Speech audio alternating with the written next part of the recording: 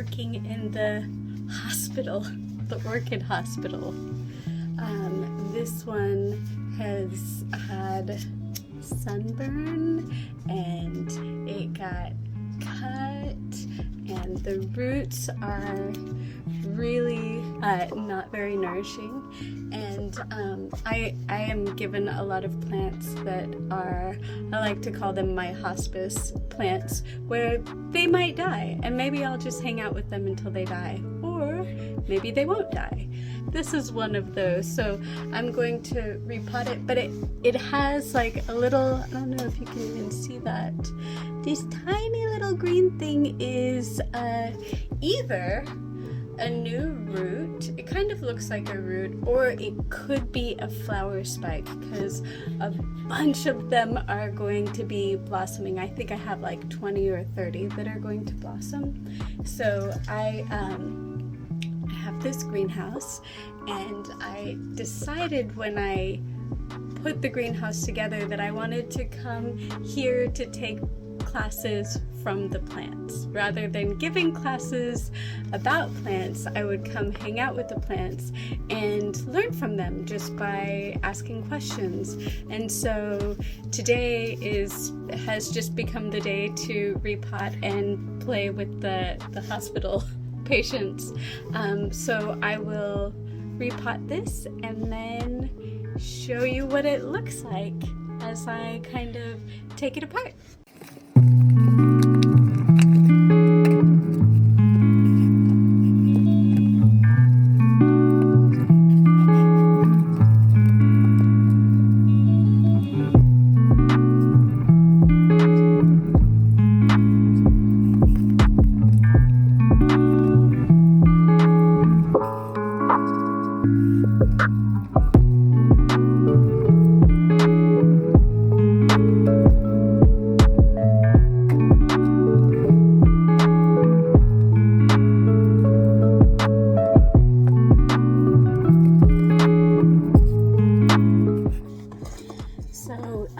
It's a little too wet, and so this will be great to give it some kind of air. And did you know that you can like drown your plants by overwatering them? That it's like too much. That's a really easy way to kill plants, is to give them too much water, and then they can't breathe if they have too much water, which I think is funny. But then one thing that I like to do is I ask for different energies to run. So basically I like to really just kind of reach into the earth and tap into the energy of the earth and ask for everything that the world and the earth knows about growing to be present with me as I'm present with a plant. And some of it is really, most of it is not cognitive necessarily, but my body definitely has a certain sensation of kind of being enlivened, and then I just enjoy the plant that I'm with. Like, truly, even if this one dies next week, this is a delight for me. But that said, even though it's going through all this stuff and a lot of these roots are kind of dead and ready to go, it has this new leaf is really doing quite well. I mean, it might not be as spectacular as some of the leaves on other plants that I have, but it's quite strong, and will help nurture this plant for the energetic requirements that it has.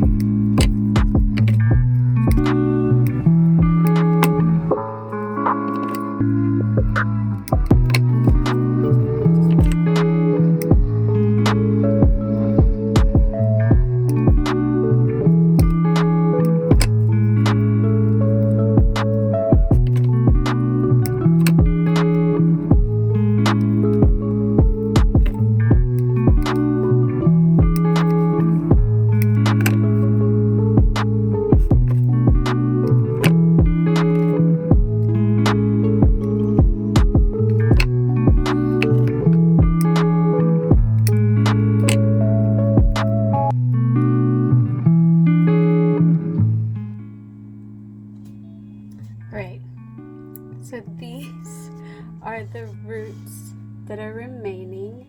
I could probably cut a little bit more.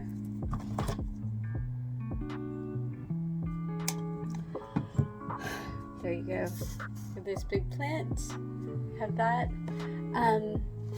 Sometimes I would take off some of these leaves, but because it has this new little teeny guy, I'm not going to do that. And I don't have new medium here to put it in, so I'm going to put it back in the medium that it was in before, which, you know, is maybe not ideal, but I just got, today was the day to go, and we'll see. You know, I get to learn if that works or not, and if it doesn't, then it doesn't. But